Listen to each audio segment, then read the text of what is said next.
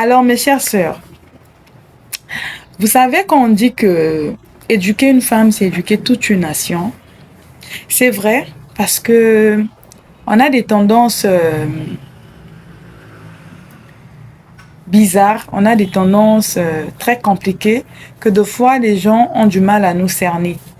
Surtout si là d'où l'on vient, on n'a pas été bien structuré, on n'a pas été bien rempli par ce qui est comme valeur, comme c'est toujours important. Alors mes chères sœurs, vous voyez là, nous sommes à l'approche du nouvel an. Il y aura des résolutions, il y aura des nouveaux départs, il y aura des promesses que l'on se fait, il y aura ci, ça.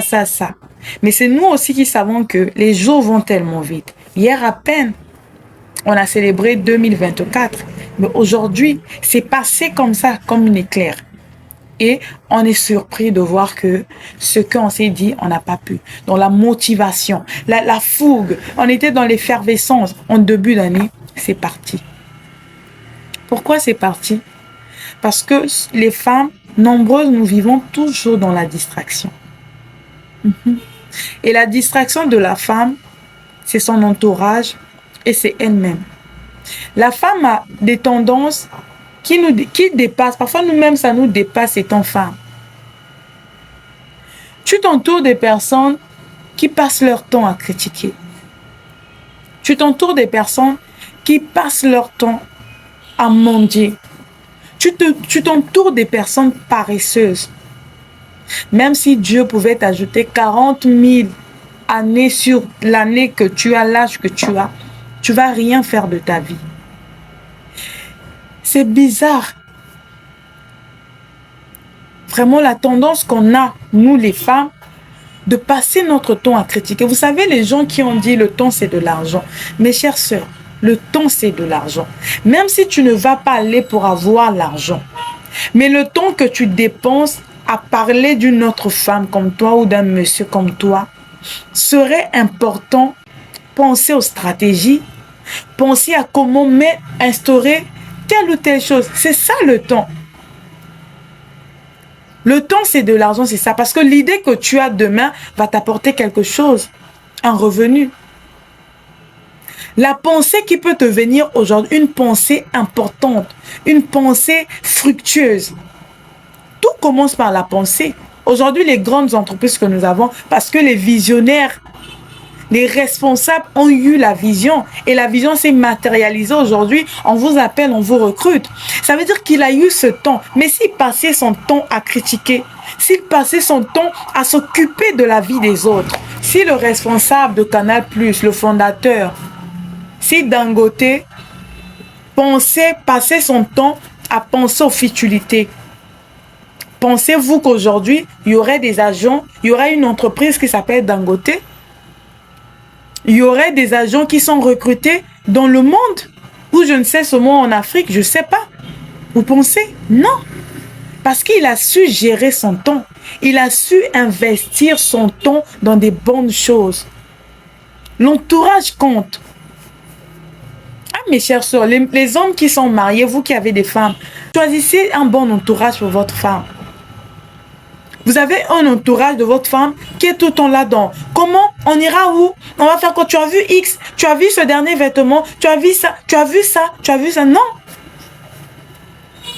Vous passez votre temps à critiquer et vous ne vous rendez pas compte que les jours avancent, vous ne réalisez rien et les personnes que vous critiquez sont toujours en train de se surpasser, d'aller au-delà, en train de devenir des grandes personnes sur le même piédestal que les personnes qu'elles ont enviées. Pour les personnes elles ont eu beaucoup d'admiration. Et ces personnes sont en train de monter l'échelle. Et vous êtes là, vous critiquez parce que vous vous consolez. Parce que, à vrai dire, des femmes qui critiquent, pas de la critique constructive qui aide la personne à s'améliorer, à se surpasser, à devenir la meilleure version de soi. On a tout le temps besoin d'une critique constructive. Mais la critique où on sent la sorcellerie, c'est surtout chez les femmes. Elle pense qu'elle a quoi? Il pense qu'il a quoi? Elle pense que ça, c'est un mari qu'elle a eu. Mais tu critiques parce que tu voudrais avoir ce mari qu'elle a. Tu te consoles. Vous vous consolez. Vous critiquez le boulot des gens parce que toi-même, tu n'as pas ce boulot-là. Tu aimerais avoir le boulot que l'autre a. Tu critiques l'intelligence de la personne parce que tu aimerais être intelligent comme ce monsieur ou cette dame. La plupart des gens qui critiquent se sentent intimidés par les personnes qu'elles critiquent. Ça, c'est clair. Alors, ma sœur, tu vas continuer à critiquer et être toujours inférieur. Parce que tu critiques, parce que tu sais que la personne-là te dépasse en quelque chose. Que tu n'acceptes pas, que tu veux te consoler. C'est parce que tu aimerais avoir la chose que tu n'as pas. Mais quand on n'a pas, on prend du recul. Si tu ne peux pas avoir une approche facile avec la personne, admire et fais le travail. Améliore-toi, surpasse-toi, tire le bon que cette personne, ce monsieur ou cette dame a pour te surpasser, pour devenir aussi cette femme. Si c'est son charisme, si c'est le caractère, si c'est... Chacun trouve quelque chose. Mais localise ce que Dieu a mis en toi, localise cette chose, travaille sur toi pour être aussi cette personne utile pour ta propre vie d'abord avant de l'être pour la société. Hein, ma chère sœur? Aujourd'hui, la femme, c'est la femme moderne, c'est la femme épanouie qui accomplit des grandes choses, des chefs d'entreprise, qui recrute les hommes, La femme aujourd'hui, elle est exceptionnelle. C'est beau de voir la femme d'aujourd'hui.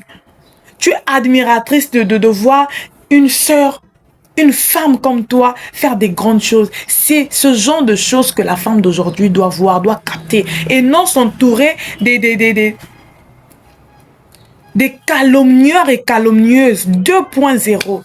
Une femme aujourd'hui, tu passes ton temps à critiquer une autre femme, dans le temps 30 minutes à parler d'une autre personne, à s'occuper de la vie d'une autre personne. Mais c'est grave ça pour ta vie. Soit tu ne sais pas ce que tu veux, ou soit tu n'arrives pas à t'intégrer dans la ville même dans laquelle tu es né. C'est-à-dire, il y a des gens, tu n'es pas allé en voyage, tu n'es pas en exil, mais la ville même où tu es né, tu as tout là-bas. Tu n'arrives pas à t'intégrer. Ça, c'est grave. Hein, mes chers sœurs? Non, tu as appelé à faire des bonnes choses. Sors de la médiocrité dans laquelle tu es. Dieu t'attend petit à petit à des grandes choses. Dieu t'a donné quelque chose. Tu es unique en ton genre. Tous, nous sommes uniques. Il n'y a pas une version propre d'une personne ailleurs.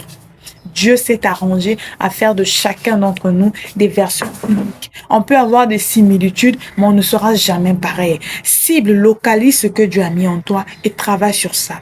Tu vas sortir de ce complexe, tu vas sortir de ces critiques-là, tu vas sortir de tout ce qui te fait te sentir inférieur en passant du temps à critiquer et à parler, à chercher la vie des autres, parce que tu as bien plus à faire de ta propre vie, parce que tu veux que ta vie devienne une meilleure vie, une vie d'influence, une vie d'ajout dans la société. Que le Seigneur vous bénisse. Bye bye.